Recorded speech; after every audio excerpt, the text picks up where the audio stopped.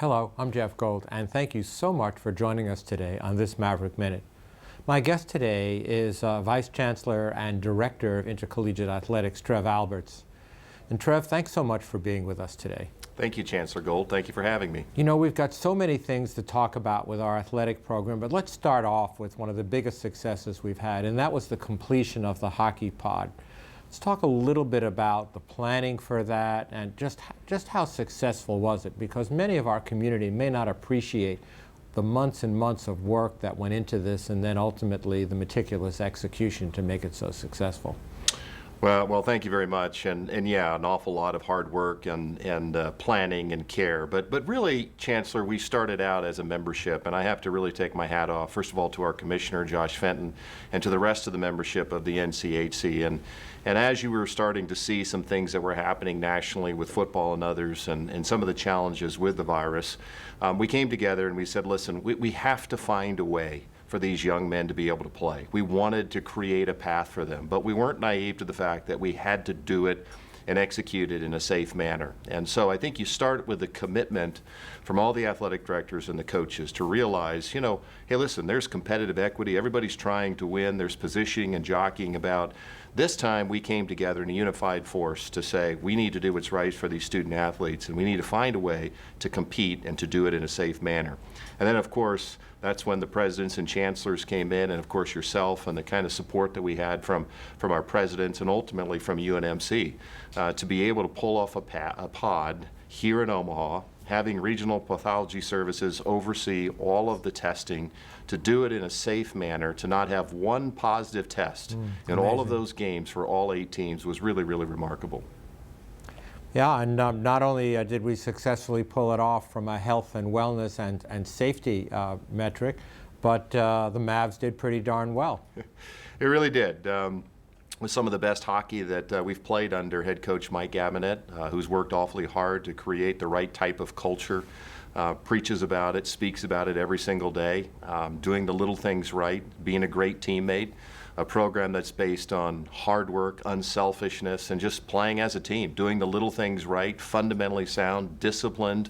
And little by little, he's brought in better talent each and every year. We've had a couple transfers, a couple players, one from Michigan and one from North Dakota, that have really helped us. But you know, we really felt like we had an advantage, because we felt like that our coaches were going to do the right things, and those programs that were disciplined in their approach with their players. If there's one thing I learned in this whole issue in dealing with the virus, both within the athletic department and watching our coaches, is when you have chaos, when you have very difficult circumstances, leadership is really magnified. And I can't tell you, Chancellor Gold, how proud I am of Mike Gabinet, our coaching staff, how they handled that. And I think that was a direct result of what you saw on the ice.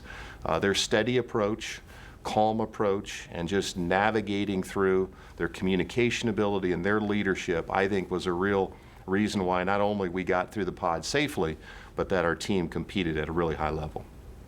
Well, congratulations, because I know you personally also worked extremely hard on this. So let's change the subject just for a few minutes, Trev, and let's talk about men's swimming and diving. You know, the media is just full of stories how both public and private universities are cutting teams in their athletic programs left and right. And we recently went forward and announced that we're adding a men's swimming and diving program. And you know, we've gotten a lot of questions about it. Sure. And you and I have worked really hard for the planning and the communications and to turn this into a reality. And of course, Coach Samlin, I know, is ecstatic about it.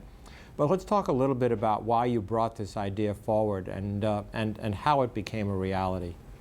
Well, I think the story really goes back, Chancellor Gold, to 2011. And, you know, we were doing things in 2011 and partly being pushed by our community to think a little bit differently about athletics within UNO and then in our broader university, and to take really a holistic look at what our portfolio looks like. Obviously, UNO is a very proud athletic department, but we are a member of a larger institution, the University of Nebraska. And so, there's a lot of redundancy naturally within athletics when you think about Kearney and Lincoln and Omaha. But we started taking a hard look holistically at what our portfolio looked like as UNO was emerging as a major metropolitan public university and force regionally and nationally. We started asking ourselves, well, what should an athletic department development that represents a major metropolitan public university look like. And we learned a lot. We started looking that in with a broader scope. And so we sort of adjusted our portfolio back in 2011. It was controversial and still challenging, painful for a lot of folks, including many in our athletic department, but we no longer sponsor the sport of football or wrestling. We started men's golf, we started men's soccer, and this is just really kind of an extension of that and taking a look, again, at our state and where do the opportunities reside. And so many folks have such a difficult time when you see young people and really talented student athletes, not just athletically, but academically, if there isn't an opportunity within the state to compete, to watch them leave to sister universities in other states, because as you know, sometimes it's a challenge to get them come back and be part of our workforce. And so you just look at our community, you look at the investment that Omaha has made in the swim trials and all those types of things. When we reorganized our portfolio in 2011, we had the remarkable opportunity based on Title IX to have some room to add a male sport. And then we looked at, our realities here on our campus. We have a wonderful pool at H&K. We already have a women's swimming and diving program, and so there's some economies of scale there that we could benefit from. And then by working hard with Vice Chancellor Doug Ewald and Brent Meyer and others, we were able to create a business plan that we thought made sense to offer more opportunities to young people and do it in a fiscally responsible way. So it's a win-win-win situation is what I would call it, in that it will bring very talented academically and athletically students to our campus. It will serve our community's needs because, as I understand it, this will be the only Division I men's swim and diving program. And it leverages off of the phenomenal resources that we have on campus and, of course, the coaches' talent and willingness to embrace not one but two teams. So again, congratulations to you and to the entire athletic department for doing this. And by the way, as long as we're talking about congratulations, I've had a chance to look at the academic performance of our student athletes, and I think this is either one of, if not the best academic year that we've had. Is that true, Trev? It is. This past semester was our highest cumulative GPA that we've ever recorded in the athletic department, and it was a 3.57, and so we're really, really proud of that. And obviously the pandemic has led to some changes in terms of how we're educating students and those types of things, but I'm really, really proud of our coaches. I think it's a strong indicator of the culture that we have within the athletic department. I think our coaches deserve a lot of credit for identifying the type of young men and young women that we want to have in our program. We don't want to have just great athletes. Obviously, we're trying to win. We want to win conference championships. We want to compete in the NCAA tournament, and we want to win championships. But at the end of the day, these are student athletes, and if they walk out of UNO with 3 conference championships and no college degree, we failed them. And so Lindsay Ekwer and her team and our coaches have done a terrific job of identifying strong student athletes who care about not just competing in the pool, the ice, or the field, but also in the classroom. And we're really proud of that.